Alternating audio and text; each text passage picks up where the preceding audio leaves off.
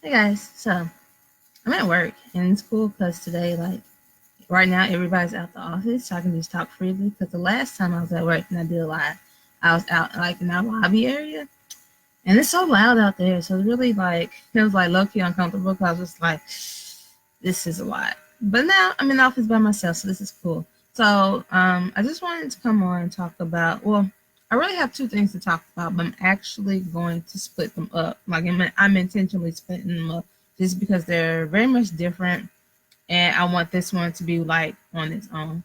So I'll tell you what happened. So one of my colleagues, um, she was telling us about how her mother has been dealing with cancer for a really long time. I want to say that she was diagnosed when her daughter was like 6 or so, and now the daughter's like she's in her first year. She just completed her first semester of college, so I'm guessing she's like 18 or so. And so a really long time, really long battle with cancer. And then the mom lives with her. And then my colleague was telling us how sometime in December, her mom like fell in the middle of the night, and like she ended up breaking like her neck, her jaw, like I think either broke or fractured some ribs. Like so she was already not doing well. She was at the point where they decided to just stop the treatment and basically just to make her comfortable. And then on top of that, she had to fall. So really, really not in great shape. And so it's like we had our um like our quarterly meeting, and she was kind of giving us like telling us like what was going on, because like it might have been a possibility where we might have to help her cover some of her classes or whatever. And so because she's obviously dealing with a lot. And so she was telling us that, and she told us that the reason why she fought even this long was just because of that granddaughter. Like literally, that was the reason why she's been living this long, and that the granddaughter was coming back from college, like that Wednesday. Like it was like the meeting was on like a Friday. I think the daughter was coming back that Wednesday, and she really felt like once the daughter came back that her mom would basically pass away, because she basically was waiting to see when the daughter was coming back. Like she kept asking about the daughter. And so just my prayer for her and her family was just really simple. I just prayed that um that the mother would live through the holidays. I haven't had to experience the loss of a parent yet, and so I can't really imagine what that would be like. But I know it's terrible. I know that's like a terrible loss. And to have that happen in the holiday season when, so then every year during the holidays, not only are you missing them because they're not there, but you literally remember that they literally passed away during this time period. Like, that's a lot. That's a lot. And she has the daughter, but also has two younger sons as well. And so, that's just a lot. And so, like, my prayer was literally that she, made it through the holiday season. And so I hadn't heard anything.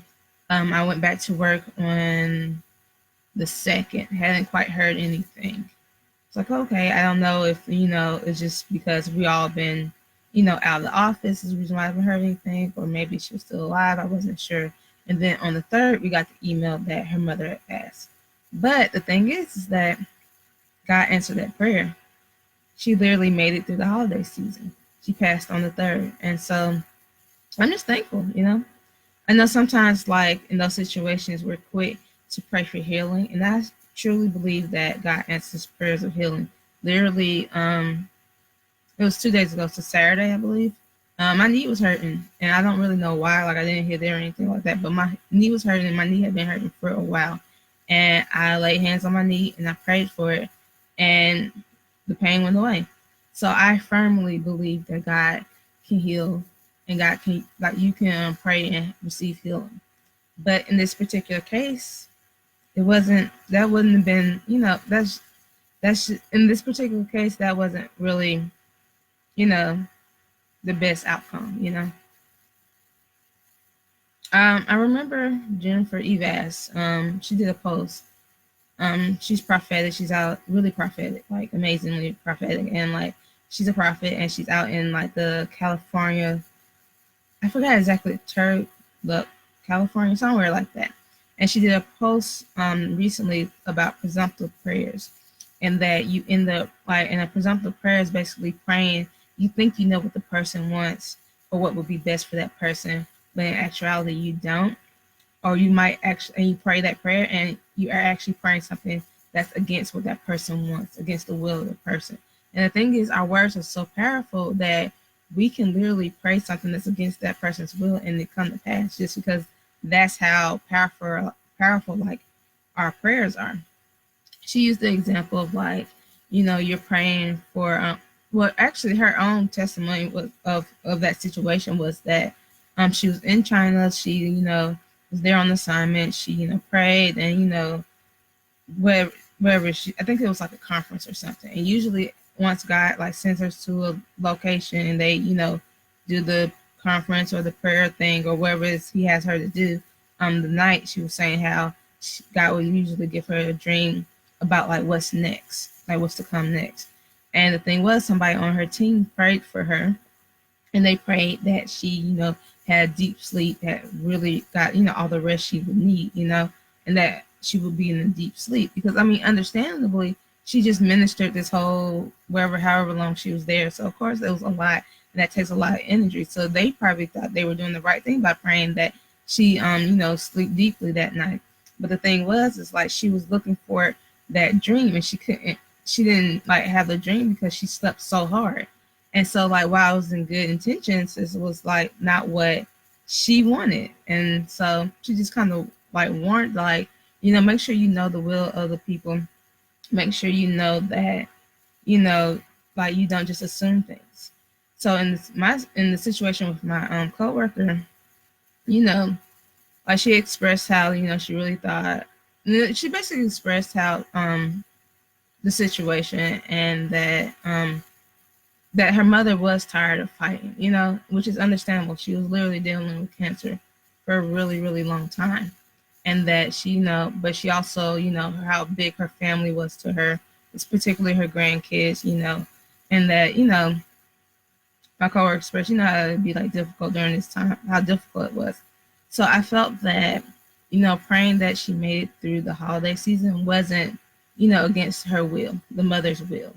I felt like that was an okay thing to pray.